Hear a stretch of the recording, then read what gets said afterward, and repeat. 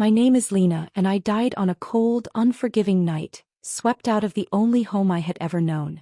The life I had built, the family I had served, had collectively decided I was disposable. As I took my last ragged breath on the dusty street, my mind replayed the scenes of my betrayal like a broken record. I had spent the first half of my life serving my in-laws, Arthur and Beatrice. They were not unkind, merely demanding, and I, a young bride eager to please, believed that devotion was the currency of love. I cooked, I cleaned, I tended to their every ache and complaint. Then my son Leo was born. My world narrowed to the three of them. I poured every ounce of my strength into our household, believing I was building a legacy, a family fortress that would shelter me in my old age. I waited for my husband, David, to return from his military service. I pictured our reunion, a quiet celebration of our endurance. I never imagined he would return with a delicate, coquettish woman named Clara and her pretty daughter, Sophie. The moment I saw them, a chill settled in my bones. While I had been running myself ragged, my husband had been building a life with another woman far away. The whispers started first, then became open demands. Arthur and Beatrice, who had eaten my food for decades, urged me to be reasonable and grant David a divorce. My own daughter-in-law, Sarah, looked at me with pitying eyes that held no real compassion. But the final shattering blow came from Leo, the boy I had raised with my own two hands. He grabbed me by the collar, his face a mask of contempt I didn't recognize. "Mom, you're not good enough for Dad. He deserves better," he spat, his words like shards of glass in my heart. "In love, the one who isn't loved is the real third party. You've already ruined half of Dad's life. You can't keep delaying the rest of it." They blamed me for not being pretty enough, for lacking education, for being scheming. They said my years of service were merely a calculated investment in David's future success. In the end, Leo pressed my hand onto the divorce agreement, forcing a red ink handprint that felt like a brand of shame. I shook all over, a tight, searing pain seizing my heart. The betrayal, not from one but from all of them, killed me. When I opened my eyes again, the world was both familiar and strange. The musty scent of the house, the sound of Arthur's labored breathing from his sickbed, it was all the same. But I was different. I was young again. I looked at my hands, smooth and unlined. I rushed to the small mirror. The face staring back was my own, but from 20 years ago. Disorientation gave way to a dawning, terrifying understanding. I had been given a second chance. Arthur was paralyzed in bed just as he had been before. Beatrice's eyes were clouded with age, her sight failing. Leo was a wailing infant in his crib. David was still stationed away. And Clara and her daughter Sophie were still living next door. The narrative was already being woven. They said the man of that household had died. So it was only right that our family give them extra help, Beatrice told me, her tone implying I was petty for any hesitation. "You shouldn't be so petty, Lena." Petty? Yes, why should I pen myself into endless chores out of pettiness? The question, which had once shamed me, now felt like a key. In my past life it had locked me in. In this one it would set me free. The first test came sooner than I expected. David came home on leave. He was just as I remembered him, tall, upright, his army uniform crisp, his bearing radiating a righteousness that I now saw as arrogance. He brought with him a piece of pork, a luxury I had queued a day and a night to buy to nourish his parents and his son, and he gave it to Clara.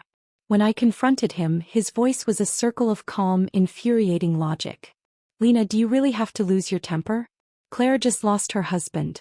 She's raising her child alone and can only do needlework to make ends meet. Look how thin that child is. Can you really bear it? When my comrade passed, I promised him I would look after them. Do you want to put me in a position of disloyalty and dishonor?" I clutched my chest, the ghost of that fatal heart pain echoing. I saw it all again, the forced divorce, my son's contempt. I drew several deep breaths, my eyes smarting red. When I looked up, David was giving me a solemn lecture, his gaze averted with that same righteous certainty. I didn't answer. I couldn't be bothered to argue. That piece of pork represented my old life. A life of sacrifice that went unnoticed and unappreciated. I turned and walked out. Beatrice called my name. Leo, now a toddler, shouted, "Mom," and ran after me. I ignored them. Even when he fell, split his chin and wailed without stopping, I didn't halt my steps. My heart, once so soft for him, had hardened into a shield. I jogged all the way to the factory, arriving just before the gates closed. I found the director, Mr. Abrams, in his office. "You sure you want to join the Northwest Development Project?" he asked, incredulous. "I am," I said, my voice firm and clear, surprising even myself. He frowned. "Does David know about this?" "He doesn't need to," I replied. "My affairs are mine to decide." Mr. Abrams was startled. "But your boy is only 4 or 5. Can you really leave him?" I nodded, a profound certainty settling within me. "There's nothing I can't leave. I only want to contribute my strength to my country. Don't you always say that only when there's the greater family can there be the smaller one? The Northwest needs me now. I must go without hesitation, or I'll be letting down the revolutionary forebears." It was the perfect, unassailable argument. He tried to dissuade me, reminding me that once I went, I might not return for years, and that David might not allow it. I lifted the corners of my lips in a calm, determined smile. "Don't worry, Director. No one can stop me from dedicating myself to building this country." In the end, he accepted my transfer request. When I returned home, the house was full of chatter. From the doorway, I saw Clara sitting on a bench with Sophie, chatting and laughing happily with David. Arthur was lying in bed. Beatrice sat beside him, joining the conversation, while little Leo was offering his precious white rabbit candy to Sophie. It was a scene of perfect, stolen harmony. As soon as I stepped inside, the lively atmosphere froze. Clara was the first to rise. She handed me the piece of pork with a gentle, practiced smile. "Sister-in-law, this is the meat David brought this morning.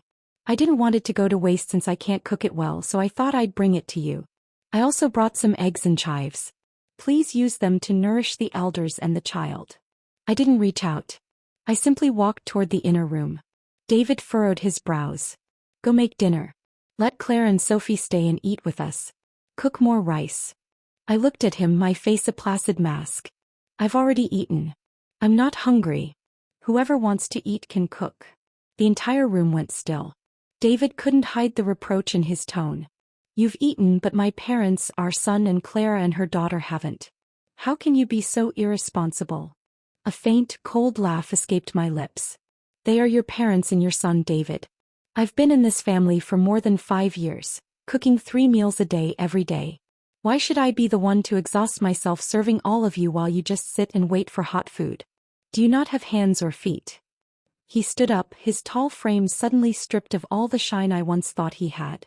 "Lena, are you cooking or not?" "Not." I turned and went straight into the bedroom. After working all day, I was tired. I needed to rest, to restore my strength for the new life I had chosen. My energy, my effort, my intelligence. None of it would be wasted on this household ever again.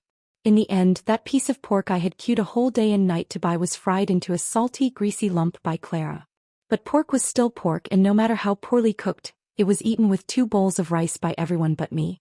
As I lay in bed, listening to the clatter of dishes and the murmur of their voices, I felt not anger but a quiet, steely resolve. This was only the beginning. The days that followed my Declaration of Independence were a study in quiet chaos. I had drawn a line in the sand, and the entire household seemed to be teetering on its edge. I completely stopped cooking. The first morning, Beatrice shuffled into the kitchen, her clouded eyes blinking in confusion at the cold, empty stove. "Lena, what is the meaning of this?" she asked, her voice thin with age and irritation. "I am not this family's servant," I replied, my tone even and firm. I was tying the laces on my work boots, not looking at her. "If you want to eat, cook for yourselves or eat out. Just don't bother me." Arthur wheezed a protest from his bed, a guttural sound of entitlement that I no longer felt obligated to answer. Little Leo, sensing the tension, began to wail. In my past life, his cries would have been a summons I couldn't ignore. Now they were just noise. Let him cry. Once he's exhausted, his tears will dry. The thought was cold, but it was the only way to armor my heart against the boy who would one day become my betrayer. David began coming home on time every day, a new and unsettling pattern. He tried to reason with me, his arguments a blend of guilt and patriarchal expectation. "A woman's place is to manage the home, Lena. You're neglecting your duties. My parents are suffering. Your son is suffering." To avoid these circular arguments, I volunteered for every overtime shift available at the factory. The whirring of the machinery was a welcome symphony compared to the accusatory silence at home. My absence, however, created a vacuum, and Clara was all too eager to fill it. She started buying groceries and letting herself into my house, taking over the cooking and the care of Leo. It was a masterful performance. She would bathe the boy with a show of tender affection, cooing to him in a way that made Beatrice sigh with approval. She would cook simple, often poorly executed meals, but the mere act of her doing it painted me as the neglectful shrew. David saw it all and admired her even more for her selfless efforts. He saw her struggling to lift a heavy pot and would rush to her aid, his chivalry a stark contrast to the indifference he showed my own decades of backbreaking labor. I stayed out as late as I could, letting the star-crossed pair cultivate their feelings, letting my son experience a stepmother's love, and letting my in-laws enjoy being pampered by a beautiful young woman. If Clara truly could shoulder those responsibilities, I could finally relax. But I knew the truth. She had been born into a semblance of privilege, coddled and never taught true resilience. She couldn't lift or carry. She nearly set the kitchen on fire trying to fry an egg. Washing clothes left her hands swollen with allergies until they looked like bloated, red sausages. The chores piled up, day after day, and every eye in the house turned back to me, expecting me to finally break and resume my role. The words they spoke were always the same, a broken record of societal pressure. Which family's daughter-in-law doesn't do these things? You're being unfilial. David shouldn't have to put up with this. How can you, as his mother, be so heartless as not to feed him a single bite? My mother-in-law scolded me one evening, holding a fussing Leo in her arms. I looked at my son crying and felt not the slightest ripple in my heart. My in-laws were never my parents, and even my son was someone I could choose to let go of. The realization was both terrifying and liberating. The more I neglected the house, the more David had no choice but to deal with his parents and our child himself. He was a soldier, not a caretaker, and the strain began to show on his face. He was soft-hearted, unable to bear the sight of his parents in discomfort or his son in distress, and this forced him into a domestic role he despised.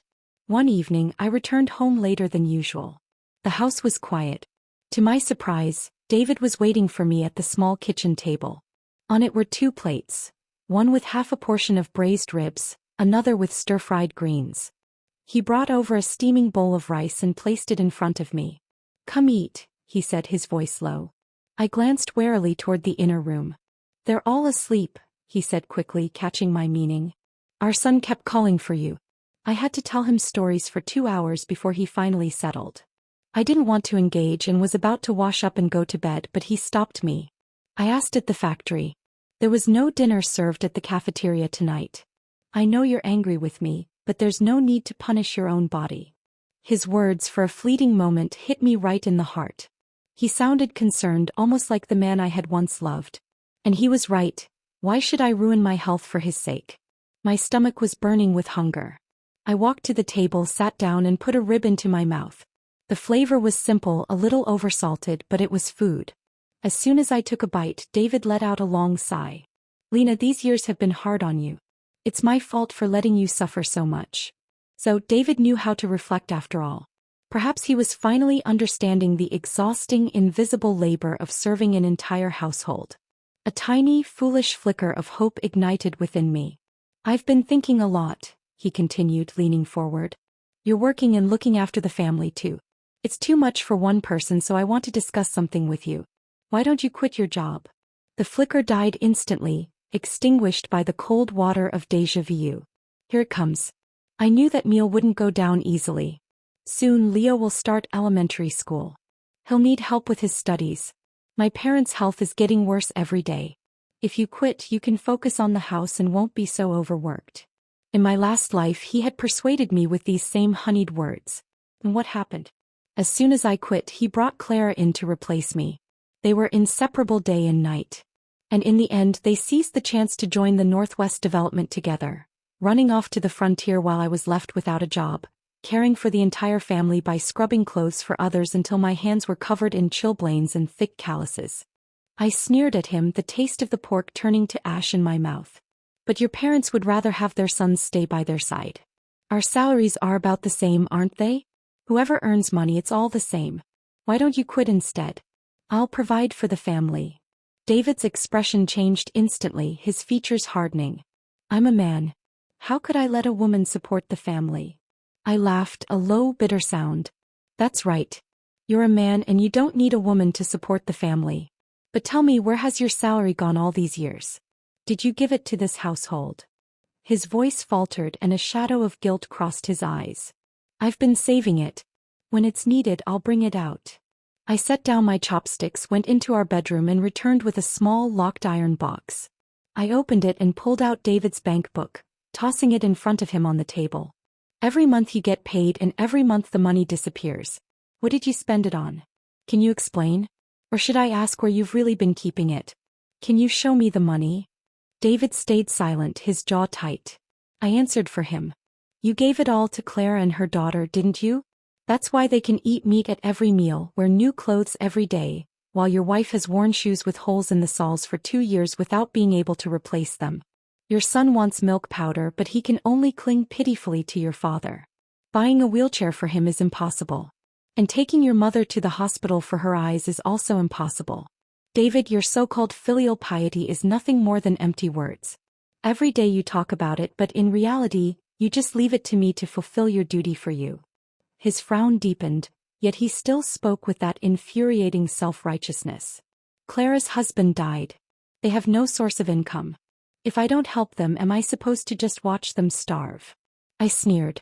So keep giving your entire salary to Clara and her daughter. I couldn't care less. But when you've already handed them all the money and I'm left without a job, what is this family supposed to eat? Grass? Dirt? His face flushed a deep, mottled red. He held his breath, unable to speak a word. After a long, tense silence, he looked at me, his eyes searching my face as if seeing a stranger. What's wrong with you lately? You used to nod at whatever I said, agree to whatever I did. Now look at you, arguing with me, defying me. Where's the obedient wife you used to be? Yes, in the past I had been meek.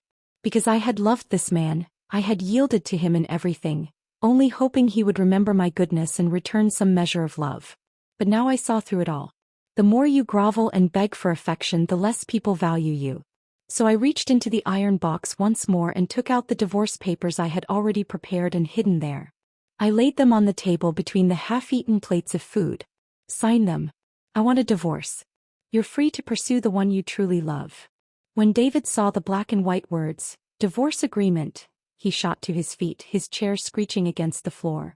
Nonsense. I looked at him calmly, my heart a still, cold lake. Is it nonsense? You know best. Your heart was never with me. I never received any love from you. You like Claire. You want to give her a home? Fine. I'll step aside and let you. He slammed his palm down on the table, making the dishes and bowls clatter loudly. How many times do I have to explain? It's only comradeship, only sympathy. There's nothing improper between me and Clara. We're clean. Clean. I laughed coldly. And what does your clean mean? That you haven't slept together yet? Haven't kissed, embraced, or held hands? Spare me. I didn't argue further. The time for words was over. It was time for him to hear the truth from someone else. Instead of responding, I stood up, opened the front door, and motioned for him to follow me into the cool night air. The battle for my future had just begun, and I was no longer fighting to keep my family. I was fighting to be free of it. I led a confused and angry David out of our apartment and into the shared courtyard of our housing block. The night air was cool, a sharp contrast to the stifling heat of our kitchen. He started to protest, but I held a finger to my lips and gestured for him to follow me to the window of our neighbor, Mrs. Gable. She was one of the few families on the block who owned a television, and her home was a nightly gathering place for the local wives, a hub of both entertainment and information.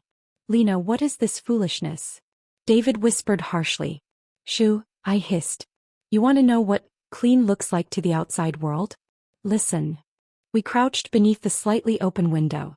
The flickering blue light from the TV set spilled out, and the familiar sounds of the nightly news broadcast mixed with the murmurs of the women inside. For a few minutes, there was only the drone of the newsreader.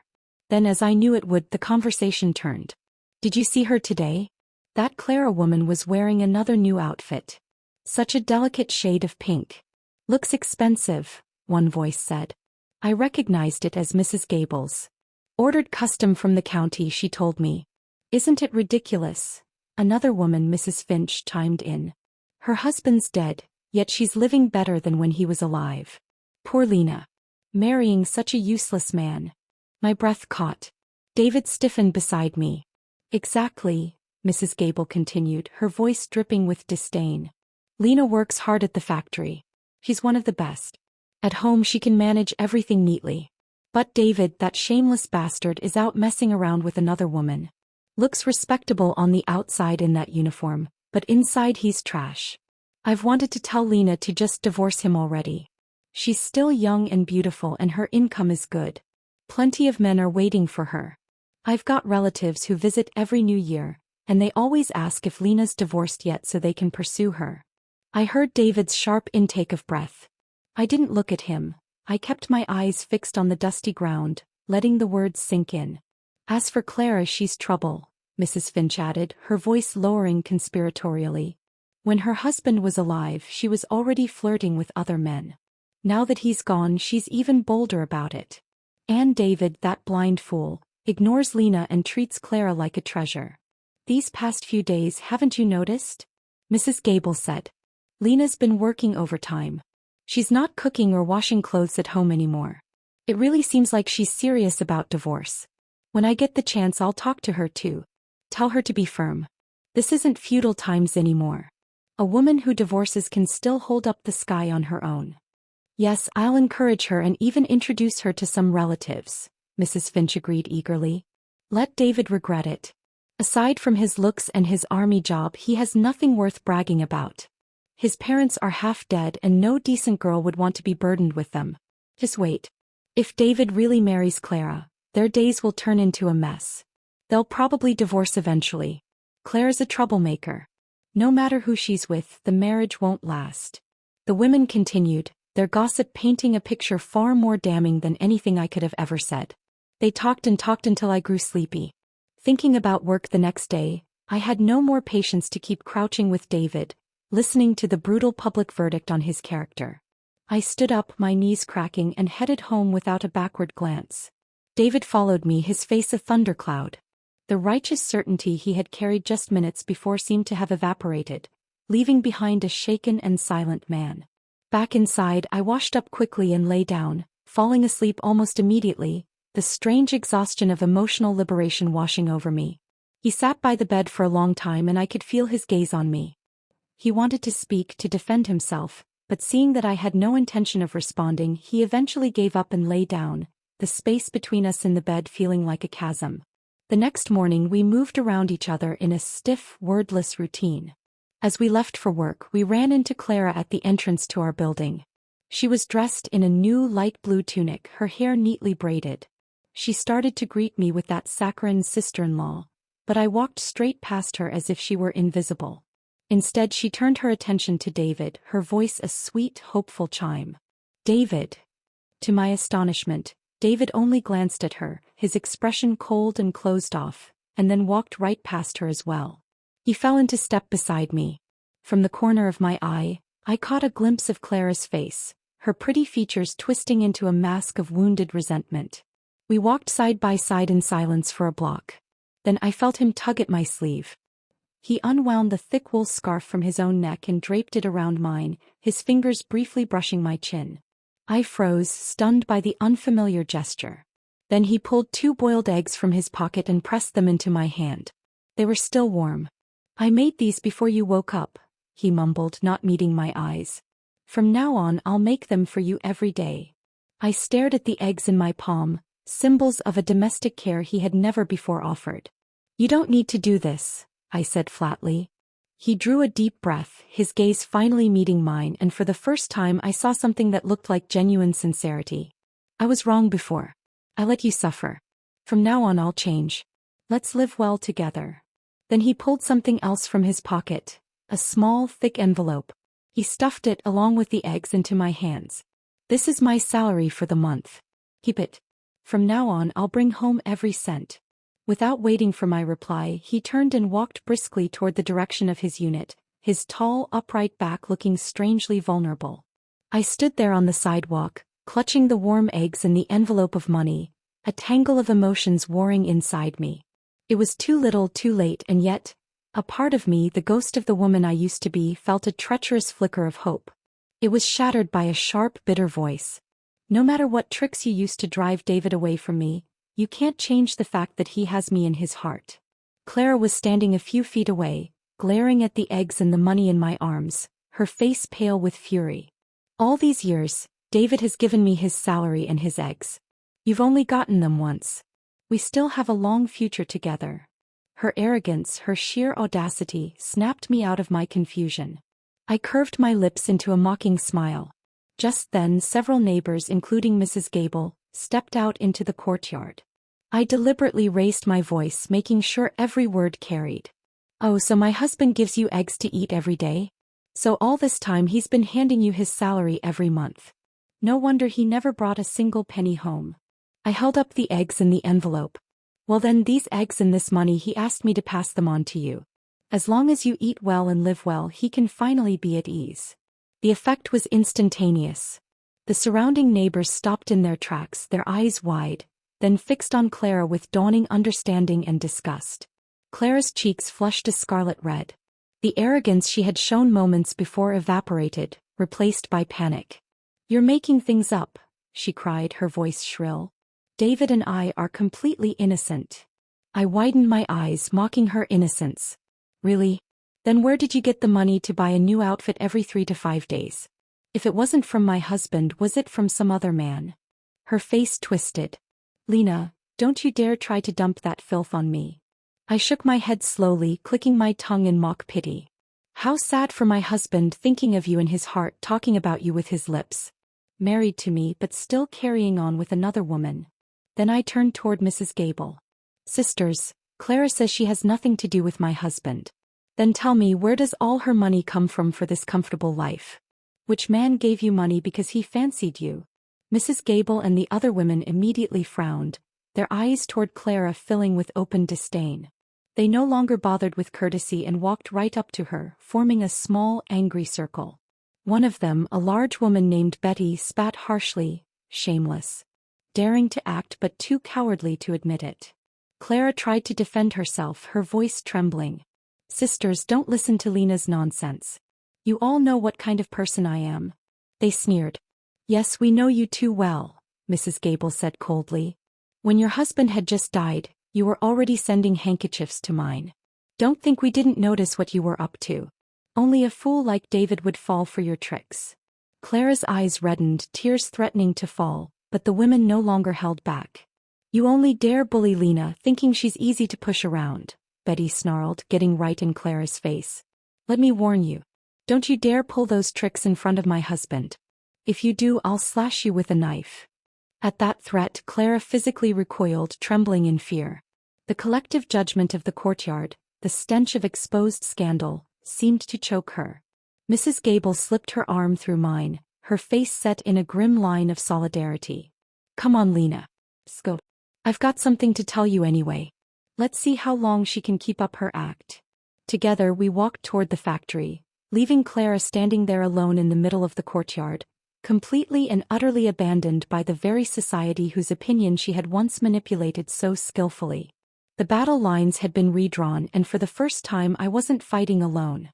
For about half a month, a fragile, unprecedented peace settled over the household. David came home on time almost every day. He no longer lectured me or made demands. Instead, he made awkward attempts at small talk, asking about my work or commenting on the weather.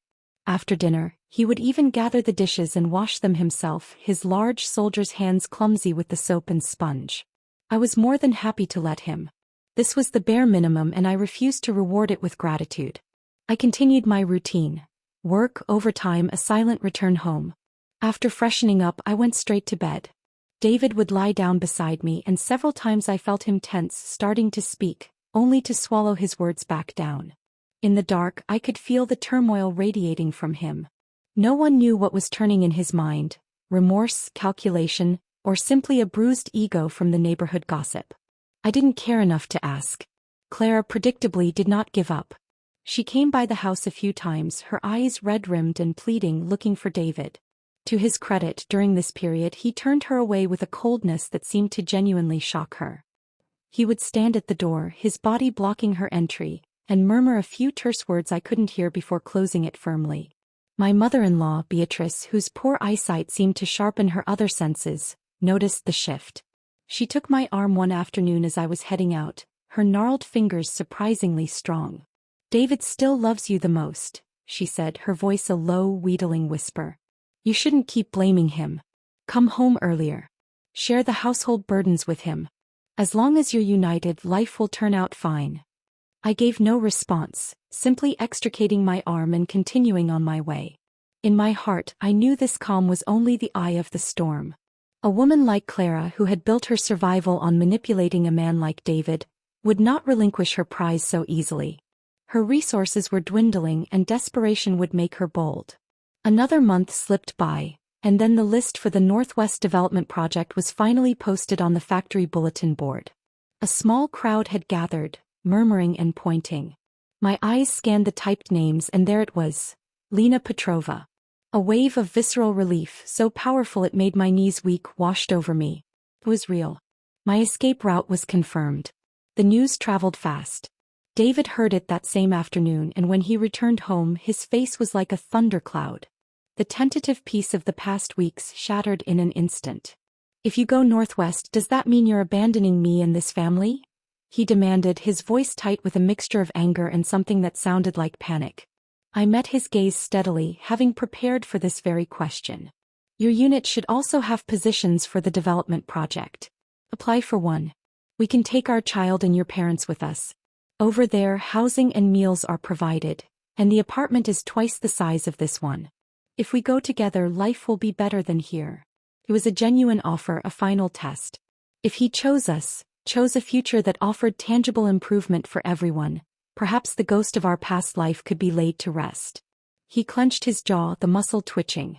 "I can't go." "Why not?" I countered, my voice dangerously calm. He opened his mouth, then closed it, his eyes darting away from mine. He looked trapped. I gave a cold, mirthless laugh. "You can't bear to leave Clara and her daughter, can you? Without you here, they might not even survive." It was as if I had ripped the words from his throat. "There's nothing between me and Rachel," he blurted out, the old defensiveness returning in a rush. "My salary, I've given it to you. I haven't even seen her recently. Why can't you be more generous?" His hypocrisy was breathtaking. My eyes fell on his forearm, where a fresh, angry red burn mark was visible just below his rolled-up sleeve. I pointed at it. "That's from a soldering iron, isn't it?" He quickly tugged down his sleeve, a guilty flush spreading up his neck. "No, it's not." But I knew. Mrs. Gable and some of the other women had visited his unit during a recent open day. They had seen him there working late with a soldering iron on some side project. They'd later told me, their voices laced with pity, what they had learned from the other soldiers. It was grueling, unauthorized side work, exhausting and harsh, but it paid well, more than his army wages each month. "And that extra money," I said, my voice dropping to an icy whisper, "you never gave to me. Must have gone straight to her.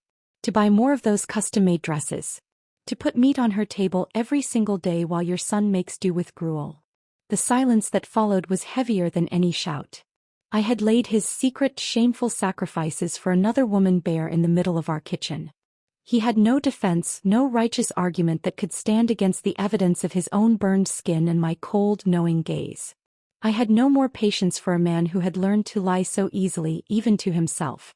I turned and went straight into the bedroom, closing the door on his stunned silence. I needed to rest. In a month I would be gone. I lay down, but sleep was elusive. Not long after, I heard my in-laws calling David to their room.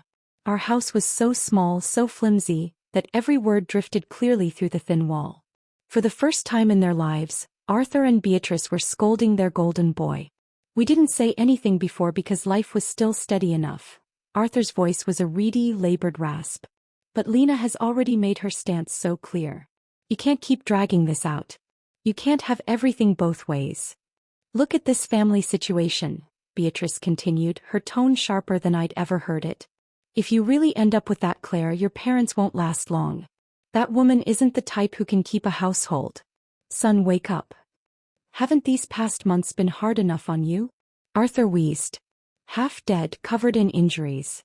Was it worth it all for one woman? Live properly with Lena, Beatrice pleaded. Don't waste your thoughts on what shouldn't be. They were old, their bodies failing, but their judgment, when their own comfort was at stake, was suddenly sharp and merciless. They could see the cliff edge approaching, and they were desperately trying to pull him and by extension themselves back from it. I listened, a strange, detached observer to the unraveling of their illusions about their son. After a whole night of their relentless persuasion, a weary, defeated David finally emerged the next morning. He looked exhausted, the weight of his parents' expectations and the ruin of his own romantic fantasy bowing his shoulders. He found me packing a small bag with essential documents. I'll do it, he said, his voice hollow. I'll apply for the transfer. We'll go west together. I nodded, saying nothing. It was the logical, sensible choice. But David, could he really make it? Could he truly sever the invisible strings Clara had tied around his heart? I had my doubts, but for the sake of a peaceful departure, I kept them to myself. His application for the transfer was submitted. For a few days, a tense, hopeful quiet descended. We were a family preparing for a great migration, a fresh start. I almost allowed myself to believe it. Then the news came, delivered by a breathless neighbor boy. It was as inevitable as the turning of the earth. Clara had attempted to end her life. The carefully constructed facade of David's resolve crumbled into dust. Even someone as usually controlled as he was lost all composure. The color drained from his face, and without a single word to me, without even grabbing his jacket, he turned and ran. He ran out of the house, out of the courtyard, and straight to Clara's home. He carried her in his arms to the hospital, a dramatic public display of his devotion. The whole neighborhood saw it. Barely alive, Clara clung to him, her tears streaming down her face, her voice a weak, trembling thread of sound that everyone strained to hear. David, don't leave me. I'll be good. I'll listen. I won't interfere with your family. Please don't go. I beg you. Don't leave me. Her pleas were so pitiful, so perfectly calculated, that even as a bystander, one could feel a tug of sympathy. How much more so for David, who was right there in the middle of the drama, holding her fragile, desperate body. And so, inevitably, I heard David's voice, loud and clear, an oath spoken for the entire building to witness. I won't go. I won't leave. Hold on. We'll be at the hospital soon. Don't worry. I'll take care of you and your daughter. That promise, spoken like a vow, echoed through the courtyard. Every neighbor who heard it frowned deeply, their earlier sympathy for him evaporating, replaced by a fresh wave of contempt for his weakness. When the ambulance arrived, David climbed in with Clara, not once looking back toward our home. I stood at our doorway, Mrs. Gable and the other women gathering around me, a silent, furious guard of honor. They waited for my reaction, for tears, for collapse. Mrs. Gable opened her mouth to comfort me, but I spoke first, my voice surprisingly steady. Sisters, don't worry. I'm not sad. Not in the least. I looked at each of their concerned faces. In fact, I hope you'll all bear witness for me. David wronged me first. When I file for divorce, I'll trouble you all to support me. Mrs. Gable's face hardened with resolve. Don't worry, sister. A man like that will regret it sooner or later. Divorce if you must. Sometimes it's the only way forward. The others all murmured their agreement, their support a tangible force around me. And I felt a warmth spread in my chest. I was not alone. My path was clear, and it led away from this man, this house, this life of endless betrayal. The final act was about to begin. David spent a full week at the hospital with Clara. During that time, without consulting me, he formally withdrew his application for the Northwest Development Project. The news was delivered to me by a sympathetic, tight-lipped Mr. Abrams at the factory. My own transfer, however, remained approved. The director had seen enough, heard enough, to know where the right and wrong of the situation lay. When David finally returned home, he did not come alone. He ignored the stony, judgmental stares of the neighbors and carried a convalescing Clara directly into our house. He settled her onto the very bench where I had first seen her laughing with him, and he began to wait on her hand and foot. He cooked her broths, fetched her water, and adjusted her pillows with a tenderness he had never shown me, even in our best days. It was a brazen, breathtaking act, a flag planted squarely in the ruins of our marriage. Yet even then, in the face of this ultimate humiliation, he refused to file for divorce. Instead, he cornered me in the kitchen, his eyes pleading yet stubborn. "Even if you don't go northwest, we won't divorce," he said, his voice low and intense. "Just believe me when I say there's nothing between me and Clara. I swear in this life I will never betray you." It was so laughable I almost couldn't find the breath to respond. After carrying another woman into our home, after publicly vowing to care for her, after withdrawing from our future together for her sake, he still had the audacity to claim there was nothing between them and to swear fidelity. Did he truly believe that as long as he hadn't technically slept with her, it didn't count as betrayal? The mental gymnastics were astounding. Mrs. Gable and the other women, however, had reached their limit. They couldn't stand seeing David's galling irresponsibility and were determined not to let me be dragged down with him. They united, a formidable army of righteous indignation. They began going to Clara's door, my door, every day, their harassment relentless and creatively vicious. They didn't just shout insults. They accidentally splashed dirty water on her laundry. They mistook her for a stray and made shooing noises. Their curses were sharp and specific, honed by years of communal living. "Homewrecker. Have you no shame lying in another woman's bed? Some people are like flies, always buzzing around another's meal. Don't think your fainting act fools anyone. We see you for the snake you are." Some of the bolder ones, like Betty, even muttered darkly about ancient punishments. "In my grandmother's village, they'd have put a woman like her in a pig cage and tossed her in the river," she'd say loudly enough for Clara to hear. Humiliated and terrified, Clara naturally ran to David in tears, and David, weak as ever against her performative distress, couldn't resist intervening. He would try to reason with the women, which only inflamed them further. The situation escalated daily, a noisy public spectacle that made our courtyard the talk of the entire district. The pressure became unbearable. David was trapped between the woman he felt compelled to protect and the entire social fabric of his community, which had unanimously condemned him. The higher-ups in his unit got wind of the scandal. A man whose domestic life was causing such public disruption was a liability. The breaking point came when a delegation of the neighborhood wives, led by Mrs. Gable, went to David's commanding officer. They laid out the entire sordid tale: the financial support of another woman over his own family, the attempted suicide, the public vow, the withdrawal from a national project for personal reasons. They spoke of my hard work and quiet suffering. They were my character witnesses, and their testimony was damning.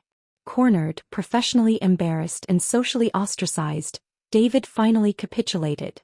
He came home one afternoon, his face ashen, and silently handed me the divorce papers. He had already signed them. "The unit. They've advised it's for the best," he mumbled, unable to meet my eyes. I took the papers. There was no sense of victory, only a vast, echoing relief. "It was always you who pushed things this far," I said calmly. "I only went along with what you wanted." I went to the bedroom and picked up my single pre-packed suitcase. I was ready. I had been ready for months. As I walked toward the door, David finally found his voice, a hoarse, desperate sound. "What about Leo?" he asked. "Don't you care about your child at all?" I stopped and looked at him, at the man who had used our son as a weapon and a chain for so long. I felt a pang, not for the man Leo would become in this toxic environment, but for the innocent infant I had once held. But I could not save him without drowning myself. I answered with a cheerfulness that was only half feigned, a necessary armor against the pain. "From the moment we're born, we each have our own path to walk. Leo has his. Since you're staying here for your parents," I said, my gaze sweeping over Arthur's still form in the bed and Beatrice's blind, turned-away face, "you can look after him. There's nothing more to think about." He grabbed my arm, his grip tight, his eyes full of a torrent of words he didn't know how to say. Apologies, accusations, regrets. But I had no desire to hear any of them. "Leave me my dignity, David," I said, pulling my arm free. "Don't drag me down with your tears. You can't betray me and her both. You say you can't let me go, but I already let go of you." I walked out of the house, out of the courtyard, without a backward glance. Mrs. Gable and a few of the other women were waiting for me at the end of the street, their faces a mixture of sadness and fierce pride. They hugged me quickly, wished me well, and promised to keep an eye on things. I boarded the train heading northwest.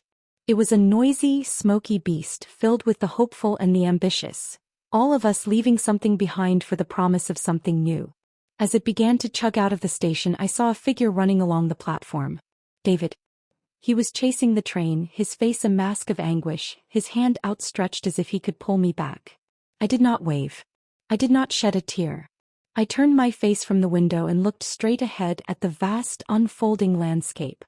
I only prayed the train would go faster, faster, faster, carrying me away from the ghosts of my past and into the blank, hopeful page of my future. The train journey northwest was a baptism of soot and hope. 4 days, we rattled across the vastness of the country, the landscape outside the grimy window shifting from familiar greenery to a breathtaking expanse of yellow earth and stark, majestic mountains. The air grew drier, the sky wider. With every mile, the weight that had crushed my chest for a lifetime began to lighten. I was nobody's wife, nobody's daughter-in-law, nobody's overworked mother here.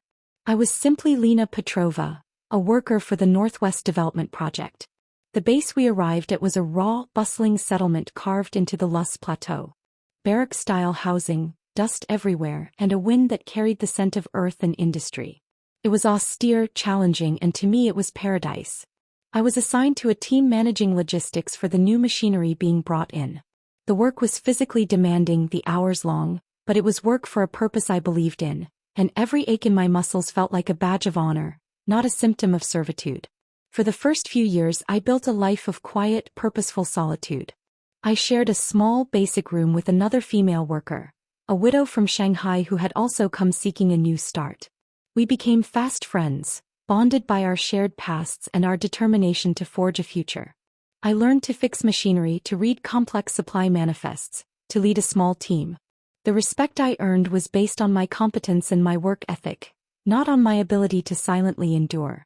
It was intoxicating. I heard snippets of news from the old life through letters from Mrs. Gable. Her script was spidery but firm. David had married Clara within the year. The following year, a tragedy. Because of Clara's carelessness, a blocked ventilation flue left unchecked. Arthur and Beatrice had died in their sleep from carbon monoxide poisoning. My son Leo had died with them.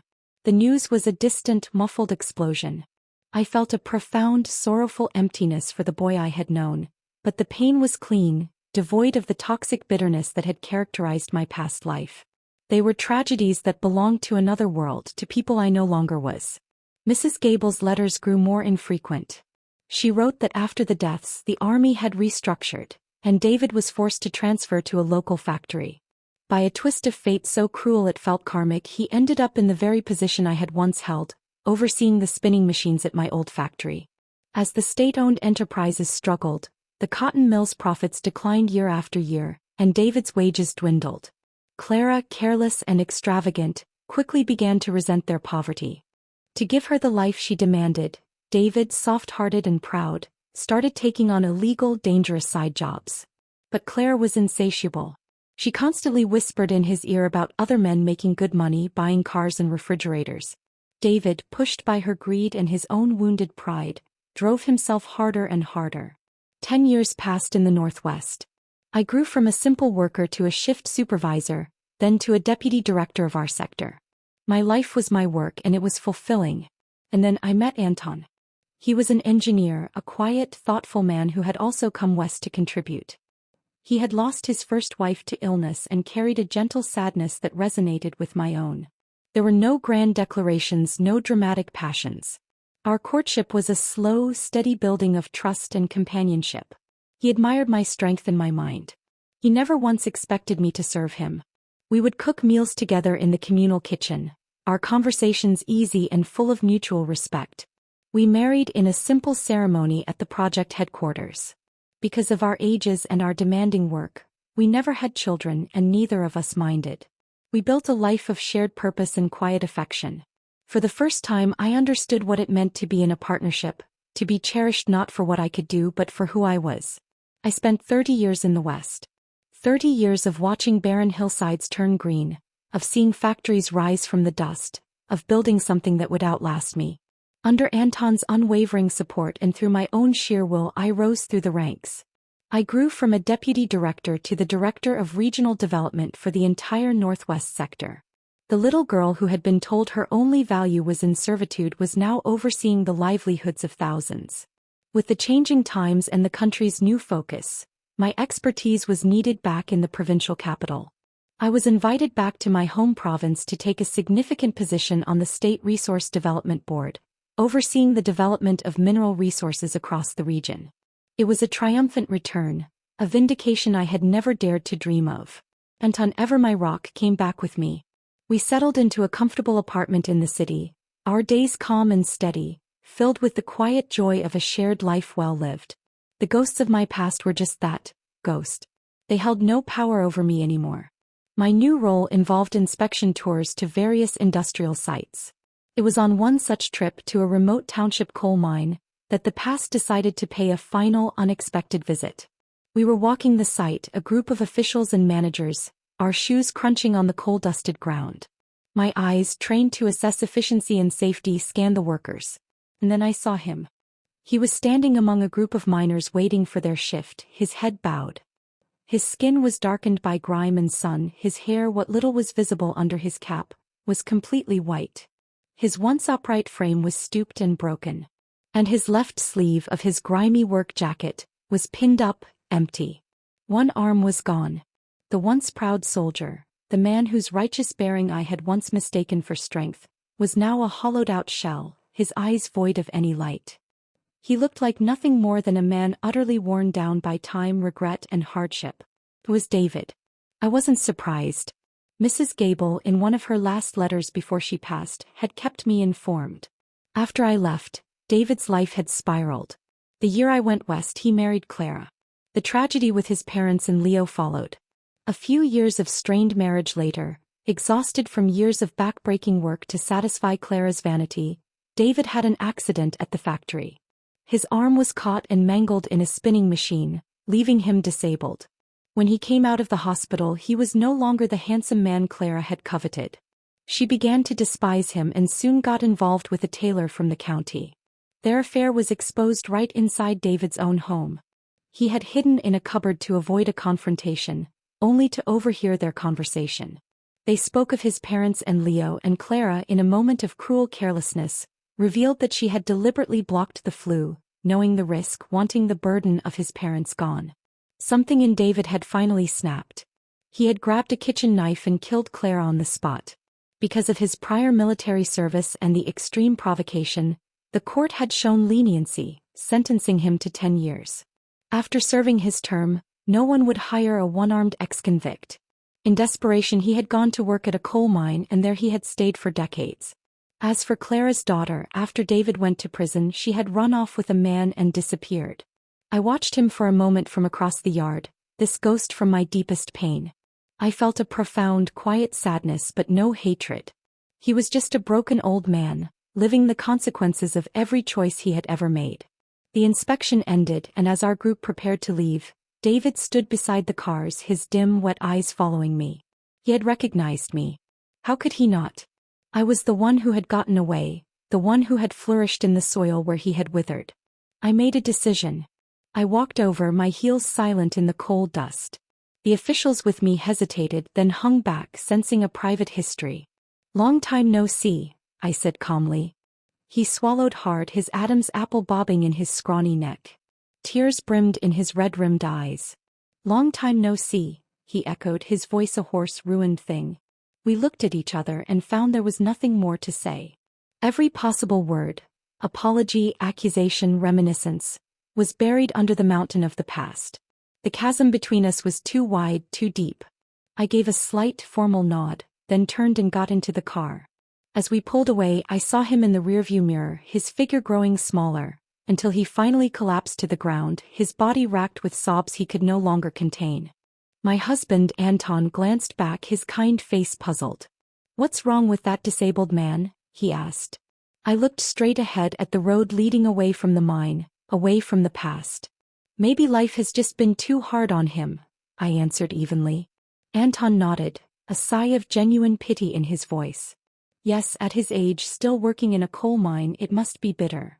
I thought to myself that coal miners' wages truly should be raised. It was a practical, actionable thought. Back in my provincial office, The memory of David's broken form fresh in my mind, I submitted a formal report and proposal on the living conditions and wages of coal workers across the state. It was not for him. It was for the countless others like him, for the simple dignity of labor. Not long after, the news came that their wages had indeed been increased.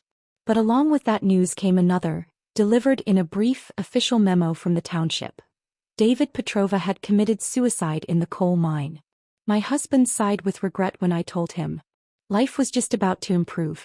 How could he not hold on? I let out a soft sigh, looking out my office window at the bustling modern city below.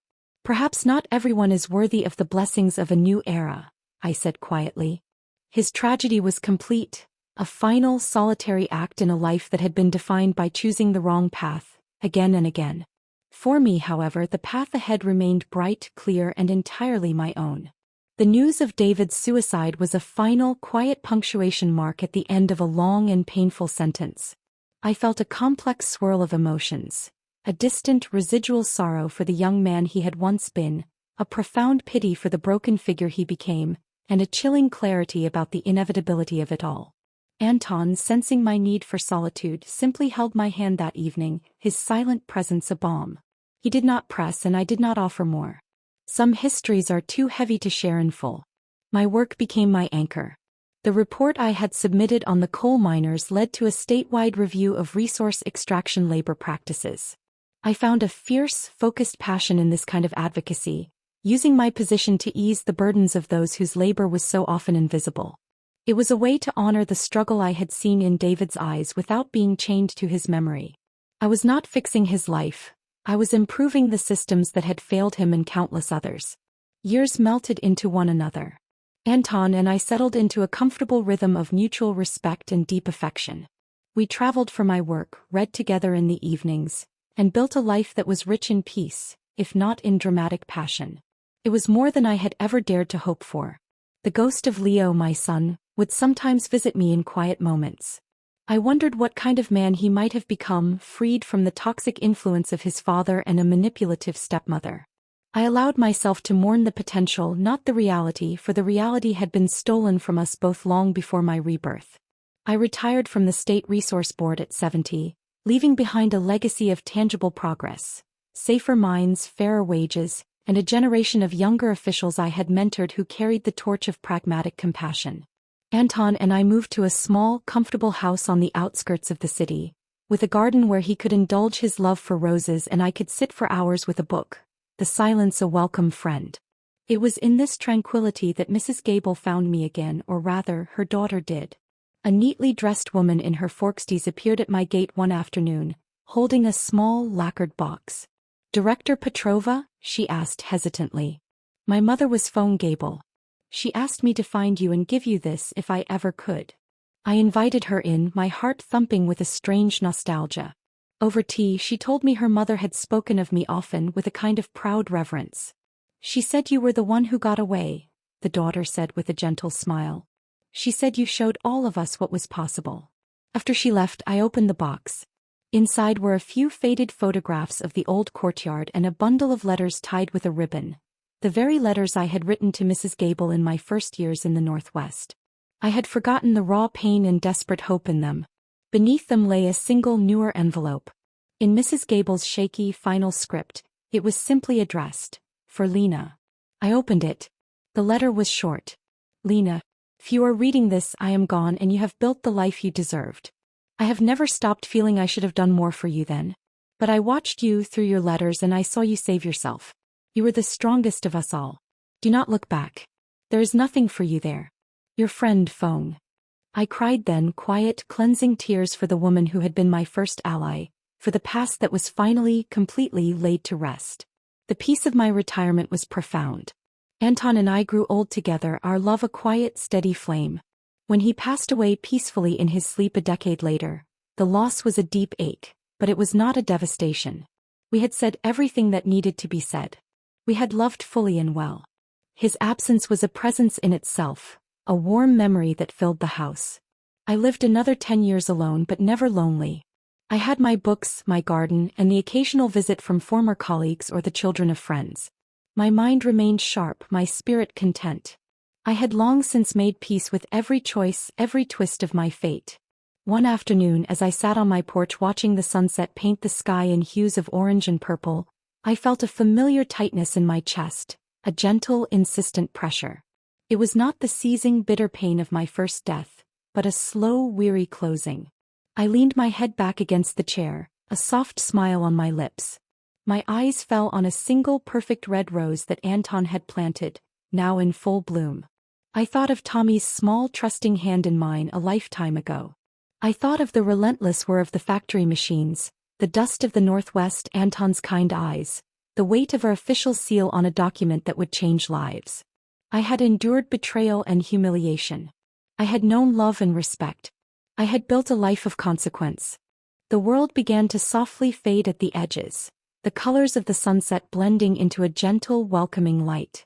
My last conscious thought was not of regret or of loss or of what might have been. It was a simple, profound certainty. This life, the one I carved with my own two hands and my own unyielding will, was enough. It was more than enough. And then there was peace. The young journalist assigned to write the obituary for former director Lena Petrova found the task daunting. The official record was impressive. A pioneer for women in industry, a key figure in Northwest development, a champion for labor reform. But she wanted the story behind the titles. She tracked down a few of Lena's oldest surviving colleagues. They spoke of a woman of formidable intelligence and unexpected warmth, a leader who remembered every name on her team. One, a retired engineer, mentioned a husband, Anton, a quiet man who had adored her. She had a past, you know, he said vaguely. A hard one. But she never let it define her. She was always looking forward. The journalist finally found a lead in an old community archive. A mention of Alina Petrova in the records of a now-demolished housing block, decades ago. There she found an elderly woman, one of the last residents waiting for relocation, who remembered. "Ah, Lena," the old woman said, her eyes misting over. She was the one who left. There was a husband, David, a real piece of work. And that woman next door, Clara, a whole drama. It was a different time. But Lena, she got on that train and she never looked back. We all heard she did great things. We weren't surprised. She had that light in her even then. She showed every woman in that courtyard that there was a way out. The journalist combined the facts with the feeling. She wrote of a woman who had transcended the circumstances of her early life, not through luck but through sheer force of will. She wrote about Lena's legacy being not just in policies and projects, but in the quiet, unspoken inspiration she provided, a testament to the idea that it is never too late to choose yourself. The obituary was published on a bright, clear morning. It was a fitting tribute, accurate and respectful. But it could never truly capture the full journey, the searing pain of the first death, the steely resolve of the second chance, the quiet triumph of a life lived finally and utterly on her own terms. That story in its entirety belonged only to Lena. And she had taken it with her into a peace she had fought for, earned, and so richly deserved. The end.